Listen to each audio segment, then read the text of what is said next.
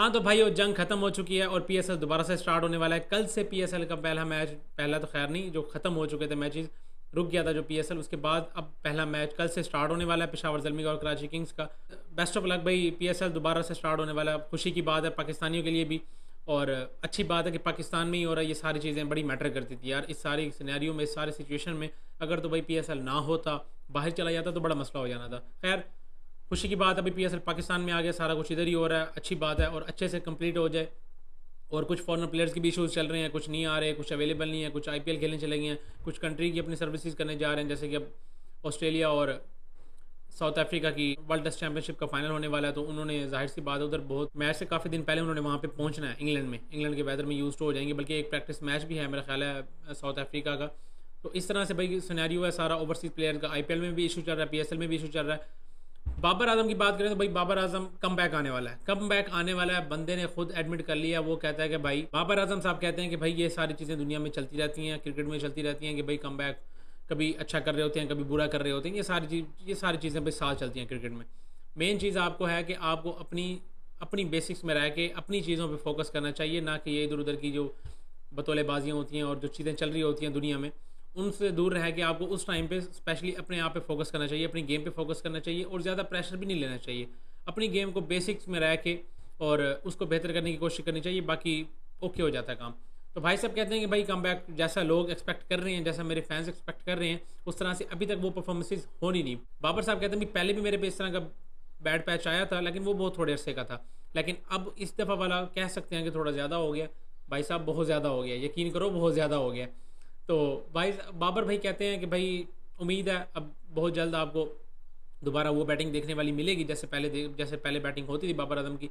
Hopes हो यार, हम तो यही चाहते हैं यार बाबर आजम दोबारा उस तरह से, क्या बल्कि उससे भी मजीद अच्छा, ताकि पाकिस्तान का, यार पाकिस्तान का मेन प्लेयर है, पाकिस्तान का नाम ही रोशन होना है। इस तरह के और भी जितने प्लेयर्स हैं पाकिस्तान के लिए खेलते हैं, वो भी इस तरह से परफॉर्म करें यार, हम तो इसीलिए बैठे हुए हैं। बाबर आजम और मोहम्मद आमिर की जो राइवलरी चल रही है, उस पर अगर एक क्वेश्चन किया गया पॉडकास्ट में, तो भाई साहब कहते हैं कि भाई मुझे घंटा भी फ़र्क नहीं पड़ा, वो जो मेरे सर पे बॉल लगा, कहता वो ये नॉर्मल सी चीज़ है, बस सर पे लग गया। आगे से पॉडकास्ट में जो बंदा बैठा है उसने आगे से ये कहा कि मैंने कभी नहीं देखा बाबर आजम के सर पे बॉल लगी, इवन मुझे भी याद नहीं पड़ता कि मैंने कभी बाबर आजम के सर पे बॉल लगता देखा हो। ये सिर्फ और सिर्फ उसी दिन ही था जब आमिर ने बाबर आजम को पहला ही बॉल फेस करते हुए, आमिर साहब ने बाबर आजम के सर पे बॉल मार दिया और बाबर आजम ने कहा ठीक है, नॉर्मली चलता रहता है, क्रिकेट में हो जाता है बास टाइम। और उस टाइम वो विकेट भी इस तरह का था कि, वरना बहुत रेयर चांस है, बहुत रेयर केस है ये बाबर आजम के सर पे बॉल लगे। खैर भाई, ये भी एक क्वेश्चन हुआ था और भी बहुत सारे क्वेश्चन हुए हैं इस पॉडकास्ट में। भाई साहब से रैपिड फायर में क्वेश्चन किया गया कि भाई केन विलियमसन और रोहित शर्मा, तो भाई साहब ने केन विलियमसन को चूज़ किया। और इस तरह से और भी क्वेश्चन हुए। फिर जब लास्ट में मैं वेट कर रहा था कि भाई केन विलियमसन शायद बाबर आजम का भी बीच में कंपैरिजन करें, लेकिन बाबर आजम का नहीं किया उन्होंने। और जब विराट कोहली और केन विलियमसन की बात आई, तब भाई साहब ने कहा भाई कंबाइन, मैं दोनों के साथ जाऊँगा, मैं किसी एक को यहाँ पे पिक नहीं कर सकता। तो भाई साहब टोटली केन विलियमसन के साथ गए हैं। केन विलियमसन भाई वैसे भी इस बंदे का फेवरेट है, अपनी पत्नी हर पॉडकास्ट में ये बंदा या ए बी डिविलियर्स का नाम या केन विलियमसन का नाम लेता है ये बंदा बाबर आजम। तो भाई साहब केन विलियमसन को वो अपने साथ रखे गए हैं। वर्ल्ड 11 भाई साहब ने बनाई है और अपना नाम ही नहीं रखा, विराट कोहली का नाम भी नहीं रखा। जब पॉडकास्ट में क्वेश्चन किया गया बाबर आजम से कि भाई साहब वर्ल्ड 11 बना के जरा दिखाएं, बाबर आजम अगर वर्ल्ड 11 बनाएगा तो उसमें कौन कौन से प्लेयर्स होंगे।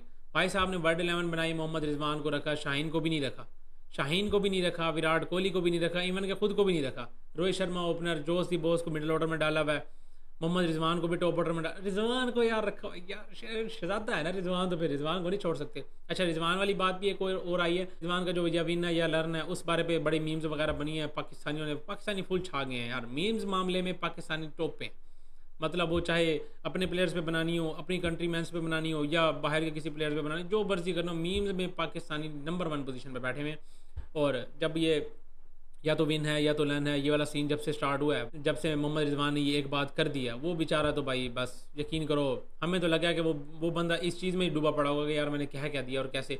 उसके बाद में उसका एक टॉस के टाइम पे भी जब उनसे इंग्लिश में क्वेश्चन किए जा रहे थे, तो भाई साहब ने कहा भाई मैं उर्दू में बात करना चाहूँगा, मैं इंग्लिश में बात करना चाहूँगा, ये पीएसएल की बात है।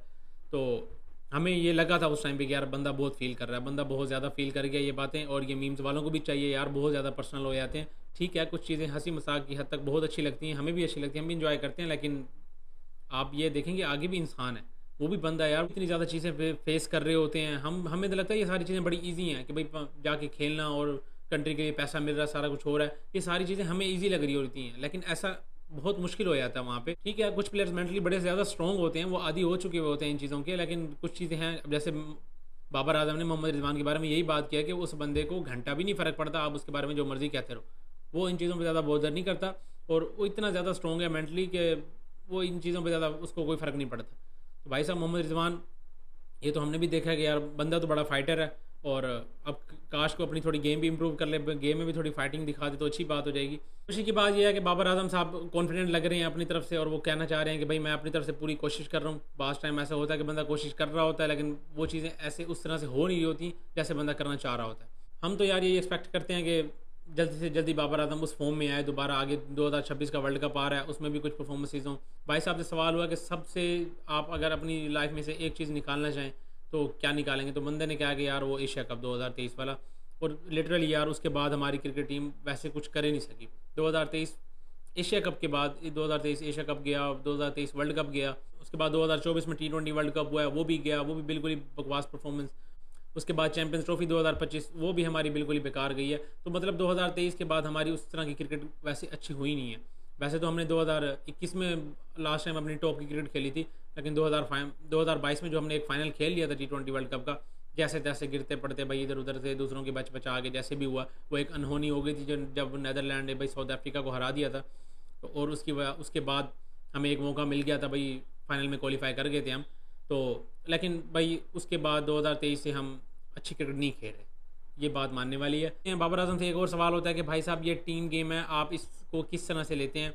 तो जब आप एक मेन बैटर हों, जब आप एक मेन प्लेयर हों टीम के, और आप इसे परफॉर्म ना हो रहा हो, तो आप पे वो किस तरह कर लेते हैं वो प्रेशर, उस बात को आप किस तरह से लेते हैं। तो बंदा कहता है कि भाई साहब प्रेशर तो होता है, जाहिर सी बात है, लेकिन ये टीम गेम है, जैसे मेरी गेम नहीं है, सबको कुछ ना कुछ करना पड़ता है वहाँ पे। अगर कोई, और इवन के जो बाहर बैठे हुए हैं जो कि पानी पिला रहे होते हैं, उनको भी कंट्रीब्यूट करना पड़ता है, और वो भी आके कभी कभी इस तरह की बात कर जाते हैं, क्योंकि बाहर से बैठ के अलग ही चीज़ नज़र आ रही होती है। बाहर से बैठ के बंदा वो डिसीजन ले सकता है जो अंदर बंदा खड़ा, प्रेशर में खड़ा बंदा उस तरह से डिसीजन नहीं ले सकता। तो वो बाहर जो बंदे बैठे होते हैं उन पर भी, वो भी गेम का हिस्सा होते हैं। तो भाई साहब ये कहते हैं कि ये टोटली टीम गेम है, और ये जाहिर सी बात है ही टीम गेम। तो इसमें सबको लेके सारों का थोड़ा थोड़ा कंट्रीब्यूशन होना चाहिए। अब तकरीबन 2023 से हम ये देख लें कि ठीक है बाबर आजम से वो परफॉर्मेंसेज नहीं हो रही, हमारी टीम भी उस तरह से परफॉर्म नहीं कर रही, चाहे वो बॉलिंग डिपार्टमेंट हो जाए, चाहे फील्डिंग डिपार्टमेंट हो जाए, हम हर तरफ से थोड़ा थोड़ा लैग कर रहे हैं। हमारे बॉलर्स भी कुट खा रहे हैं, हमारे फील्डर्स भी क्या चीज़ ड्रॉप कर रहे हैं, और बैटर्स तो हमारे वैसे लेजेंडरी बने हुई हैं। बाबर आजम का यही है कि भाई जैसे इंतजामुल हक ने कहा था, आकिब जावेद साहब ने भी यही कहा है कि भाई उस बंदे ने हमारी आदतें खुद ही ख़राब की हैं, इवन कि अपनी आदत भी ख़राब कर दी है इतनी ज़्यादा टॉप की परफॉर्मेंसेज दे दे के। और अब जबकि उस पर थोड़ा सा भी बैड पैच है, जाहिर सी बात है आप कोई अगर नॉर्मल और एवरेज क्रिकेटर देखें तो उतनी परफॉर्मेंसेज तो आ ही नहीं है। लेकिन जो कि बाबर आजम का लेवल है, और जो उसने अपना क्राइटेरिया और अपना एक मेयार बना दिया है, उसको मीट करने के लिए, उसको बीट करने के लिए उस बंदे को दोबारा उस हिसाब से या उससे भी अच्छी परफॉर्मेंस देनी पड़नी है। और जो उस बंदे ने अब कहा भी है कि भाई मैं तो बड़ी कोशिश कर रहा हूँ अपनी तरफ से, और अपनी चीज़ों को सिंपल रखने की कोशिश कर रहा हूँ, मैं इतना ज़्यादा सर पे सवार नहीं कर रहा। हाँ टेंशन चलती है, प्रेशर होता है कि यार परफॉर्म नहीं हो रहा, उस हिसाब से नहीं हो रहा, लेकिन जाहिर सी बात है जैसे हम आदी हो गए हैं, वो बंदा भी आदी हो गया था यार, उसको भी पता था कि भाई वो 50 तो यार मजाक ही बनी हुई थी हर मैच में, जाना 50 करना, आ जाना, जाना 50 करना, ये तो मजाक ही बना हुआ था। और तो भाई साहब ये तो जाहिर सी बात है, ये चीज़ें तो फिर चलती रहती हैं, लाइफ है, इसमें लाइफ के साथ साथ क्रिकेट में भी ये सारी चीज़ें चलती रहती हैं। तो होपफुली यार हम तो यही चाहेंगे यार बाबर आजम जल्द से जल्द फॉर्म में आ जाए, और इवन कि हमारी टीम भी अच्छा परफॉर्म करने लग जाए। 2026 में वर्ल्ड कप आ रहा है T20, उसमें शायद हम हमारी टीम को अच्छा कर जाए, क्योंकि अब वर्ल्ड टेस्ट चैंपियनशिप जो एंड हुई है उसमें अब फाइनल में पहुंच गई है, जाहिर सी बात है साउथ अफ्रीका और ऑस्ट्रेलिया, हमारी टीम ने 9वें नंबर पे फिनिश किया। तो जाहिर सी बात है यार इसमें फाइनेंशियली भी नुकसान होता है, क्योंकि पैसे उस हिसाब से नहीं मिलते जो प्राइज़ मनी मिलती है टीम को उनकी रैंकिंग के हिसाब से। जैसे कि वर्ल्ड कप्स होते हैं, T20 वर्ल्ड कप हो गया, वनडे वर्ल्ड कप हो गया, और वर्ल्ड टेस्ट चैंपियनशिप होगी, इसमें रैंकिंग के हिसाब से पैसे मिलते हैं। मतलब पहले नंबर वाली टीम को अलग पैसा मिलता है, दूसरे नंबर पर आने वाली टीम को थोड़े कम मिलते हैं, फिर तीसरे नंबर वाली को और कम मिलते हैं। इस तरह से फिर रैंकिंग्स के हिसाब से अब जैसे हमारे तकरीबन कुछ 4-4.5 लाख डॉलर्स मिले हैं हमें, मेरा ख्याल है, तो ये जाहिर सी बात है बहुत कम है यार। फाइनेंशियल भी नुकसान होता है और आपकी टीम को भी नुकसान होता है, उस तरह से आपके प्लेयर्स को भी फिर उस तरह की वैल्यू नहीं मिल पाती, अपनी टीम को भी उस तरह की वैल्यू नहीं मिल पाती। तो टीम का परफॉर्म करना ज़रूरी है, लाजमी है। और बाकी भाई खुशी की बात है, कल से PSL दोबारा स्टार्ट हो रहा है, और मैं तो बड़ा खुश हूँ क्योंकि पाकिस्तान में ही हो रहा है। मुझे बड़ा डर लगा हुआ था जब ये सारी सिचुएशन और ये सारा मामला हो रहे थे, तो भाई बड़ा डर लगा हुआ था कि भाई पाकिस्तान में दोबारा PSL हो पाएगा भी या नहीं। फॉरनर प्लेयर्स भी काफ़ी जो छोड़ के चले गए हैं, कुछ चले गए हैं, कुछ की रिप्लेसमेंट आ गई है। तो ये सारी चीज़ें फिर यार इस तरह की सिचुएशन में चलती रहती हैं। IPL में भी देख लें तो उधर भी सेम ही सिचुएशन चल रही है, वहाँ पे भी ऐसे ही है। तो उधर तो भाई पैसा बोलता है। पहले वो प्लेयर्स जो कि उनको अच्छे नहीं लग रहे थे, ठीक है, जो कि उन्होंने पिक नहीं किए थे, अब वही प्लेयर्स हमने पीएसएल में जिनको पिक किया हुआ था वही अब वो आईपीएल में पिक कर रहे हैं। तो ये तो सारी चीज़ें फिर चलती रहती हैं, पैसा आया तो फिर पैसा फेंक तमाशा देख। खैर भाई, कल से पीएसएल का मैच है, वो देखते हैं बैठ के। आप अपनी अपनी टीम को सपोर्ट। बाकी इस वीडियो में इतना ही यार, मिलते हैं नेक्स्ट वीडियो में।